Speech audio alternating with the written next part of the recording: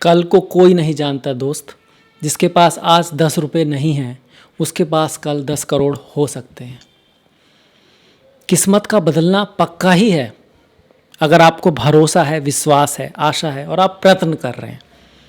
सिर्फ प्रयत्न से काम नहीं चलेगा। अगर आपको भरोसा नहीं है, आशा नहीं है तो प्रयत्न आपको उठा नहीं पाएंगे। पर अगर आप दोनों चीज़ें कर रहे हैं कि आपको भरोसा भी है और आशा भी है और प्रयत्न भी कर रहे हैं तो आज नहीं तो कल किस्मत बदलेगी। ऐसा इसलिए नहीं कि मैं कह रहा हूँ, क्योंकि ऐसा ही है प्रकृति का नियम। मकर राशि के लिए क्या परिवर्तन हो रहे हैं इस पे बात करने वाले हैं। बहुत ही महत्वपूर्ण परिवर्तन है। एक तो सूर्य का उच्च का होना है। सूर्य जब मेष में आते हैं तो उच्च के होते हैं। अब उच्च से ही आप समझ रहे हो ऊंचे होते हैं, बड़े हो जाते हैं, ओहदे वाले हो जाते हैं। तो सूर्य क्या देंगे भाई? सूर्य तो चमक देते हैं, सभी को पता है, तो चमक दे सकते हैं। और क्या क्या देंगे इस पे बात करेंगे। शुक्र स्वराशि के होंगे। अपनी राशि मतलब कोई जैसे अपने घर में बैठा है तो कंफर्टेबल होगा, जिस चीज़ों का वो कारक होगा वो चीज़ें आपको दे सकता है।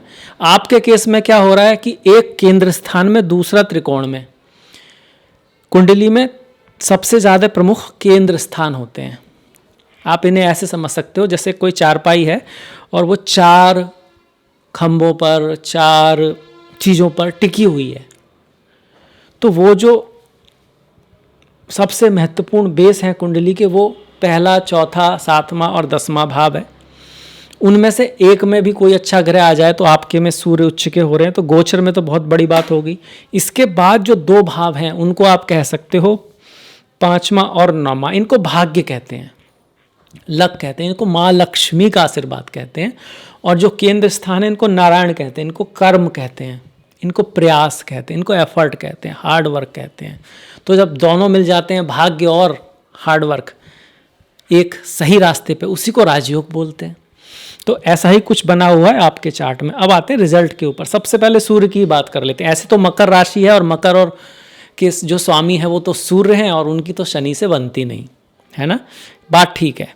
और अगर ऐसी कुंडली में सूर्य उच्च के होंगे तो मेहनत तो कराएंगे, हार्ड वर्क कराएंगे, थोड़ा एफर्ट करना पड़ेगा। 4th हाउस में हो रहे हैं तो मदरलैंड, माता, इन सब से कुछ मतभेद भी हो सकता है। पर फिर भी उच्च के सूर्य चमक दे सकते हैं, नाम दे सकते हैं, फेम दे सकते हैं, करियर में उन्नति भी करा सकते हैं सडन। पर इसके लिए आपकी कुंडली में सूर्य का मजबूत होना मतलब शुभ होना जरूरी है।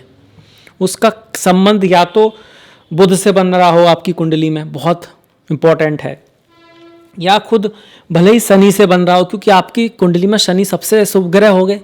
और अगर सूर्य से संबंध बनाएंगे तो सूर्य को शुभ कर देंगे। जब कोई शुभ ग्रह किसी दूसरे कम शुभ ग्रह को संबंध बनाता है तो उस कम वाले की शुभता बढ़ जाती है और जो शुभ है उसकी घट जाती है। या फिर शुक्र से उसका कोई संबंध हो आपकी जन्म पत्री में तो ये सूर्य आपको बहुत कुछ दे सकते हैं। नेम दे सकते हैं, फेम दे सकते हैं, पावर दे सकते हैं, यश दे सकते हैं। अगर ऐसा नहीं है तो घर की लाइफ में कुछ उतार चढ़ाव आएंगे, थोड़े चेंजेस आएंगे, कहीं घर से दूर जाने के योग बनते हैं, स्वास्थ्य में वृद्धि होगी और कहीं ना कहीं आपके किसी एफर्ट का रिजल्ट मिलेगा, पर बहुत ज़्यादा नहीं। अगर कुंडली में सूर्य शुभ नहीं है तो शुक्र तो है ही शुभ, नैसर्गिक शुभ ग्रह हैं मकर राशि के लिए, क्योंकि आपके लिए वो 5म और 10म के स्वामी होकर योग कारक हो जाते हैं। योग कारक ग्रह है, अपनी राशि में आएगा तो 5म भाव के शुभ फल देगा। 5म भाव क्या है? पूर्व पुण्य, पहले जन्मों के पुण्यों के आधार से जो चीज़ें मिलती हैं, जैसे संतान प्राप्ति। संतान आप चूज नहीं कर सकते ना, कौन आएगा, अच्छी आत्मा आएगी, कैसी आएगी, क्या करेगी, नहीं करेगी, ये आपके पूर्व जन्मों का पुण्य है। अगर किसी की संतान अच्छी है तो उसके पूर्व जन्मों का पुण्य है कहीं ना कहीं। माता पिता भी पूर्व जन्म के आधार पर ही मिलते हैं ना, वो आप चूज कर सकते हैं। तो उन चीज़ों में ये अच्छा रिजल्ट देगा। यहाँ खासकर संतान के मामले में दिखा रहा है, पर यही भाव शिक्षा का भी है, एजुकेशन का भी है, प्रेम का भी है, शादी विवाह का भी है, दोस्त फ्रेंड का भी है। तो ये सारी चीज़ें अच्छी। यही भाव स्टॉक मार्केट का भी है, स्पेकुलेटिव गेंस का भी है। मतलब जब हम कहीं पे ना कुछ इन्वेस्ट करते हैं उसका जो रिजल्ट आता है वो अच्छा आ सकता है। इन्वेस्ट हम क्या क्या करते हैं, कुछ लोग कहेंगे जी इन्वेस्ट करने के लिए तो हमारे पास पैसा ही नहीं है। हम शब्द भी इन्वेस्ट करते हैं, हम समय भी इन्वेस्ट करते हैं, कहाँ पे लगा रहे हैं। हम रिश्तों में भी इन्वेस्ट करते हैं, किससे हम दोस्ती बना रहे हैं। हम जगह में भी इन्वेस्ट करते हैं कि हम किस जगह पर हैं, क्या चूज कर रहे हैं अपने लिए। तो वो थोड़ा सा अगर वाइजली आप इन्वेस्ट करोगे तो आपको उससे लाभ हो सकता है, यही कह रहे हैं शुक्र। शुक्र फीमेल है, आर्ट है, डिजाइन है, क्रिएटिविटी है, एक्टिंग है, आपकी रंगमंच है शुक्र।